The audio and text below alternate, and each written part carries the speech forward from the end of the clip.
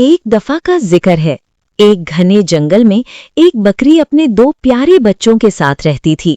एक बच्चे का नाम ऐना था और दूसरे का नाम मीना था।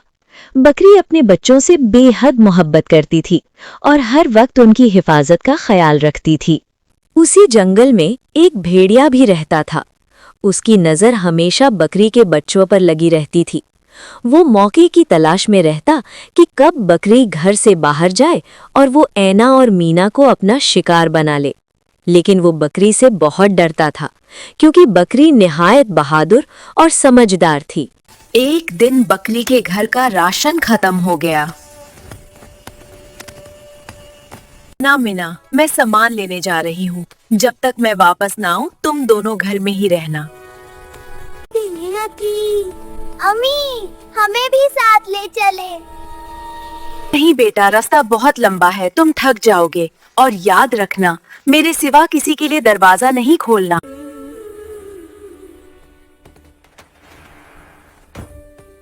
अन्ना और मीना ने सर हिलाकर हाँ कर दी। बकरी टोकरी लेकर रवाना हो गई। घर के पीछे खड़ा भेड़िया ये सारी बातें छुपकर सुन रहा था। अन्ना और मीना ने दरवाजे को कुंडी लगाई और खेलने लगी। बकरी के जाते ही भेड़िया दरवाजे के पास आया और मोटी आवाज में बोला, ईना मीना, दरवाजा खोलो, मैं तुम्हारी माँ हूँ।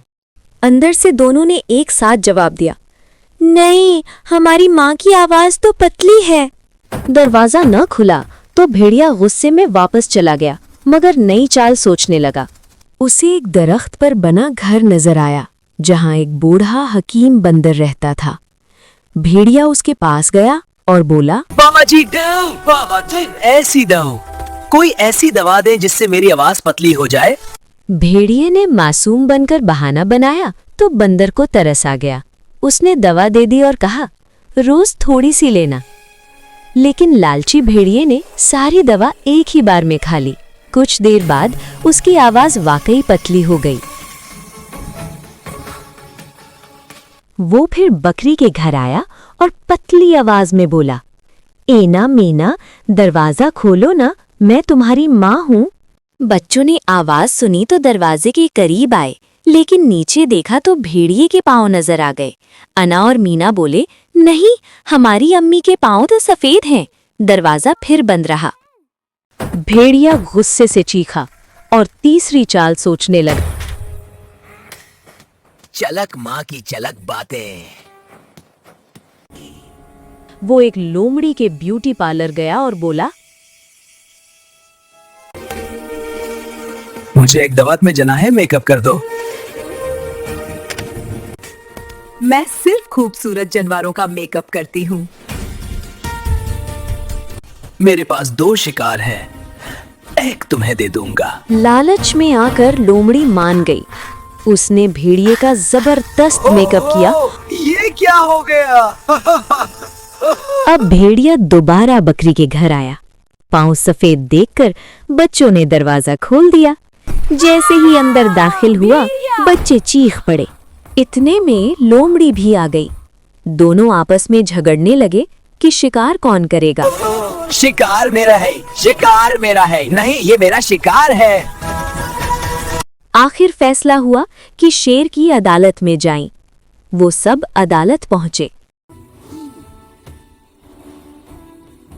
इतने में बकरी भी वहां आ गई और सारा मामला सुन लिया।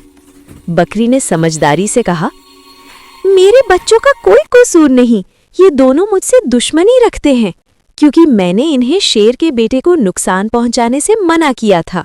क्योंकि मैंने इन्हें शेर के बेटे को नुकसान पहुंचाने से मना किया था। ये सुनकर शेर को बहुत गुस्सा आया। उसने हुक्म दिया, लोमड़ी और भेड़िए को पकड़ लो। आज ये दोनों खुद सजा पाएंगे। बड़े बड़े गुरेला मुहाफिज दोनों को ले गए। आज के बाद ऐना और मीना सिर की हिफाजत हमारी जिम्मेदारी है। बकरी ने शुक्र अदा किया और बच्चों को लेकर खुशी खुशी घर चली गई। समझदारी, होशियारी और सच्चाई हमेशा लालच और फरेब पर गालिब आती है।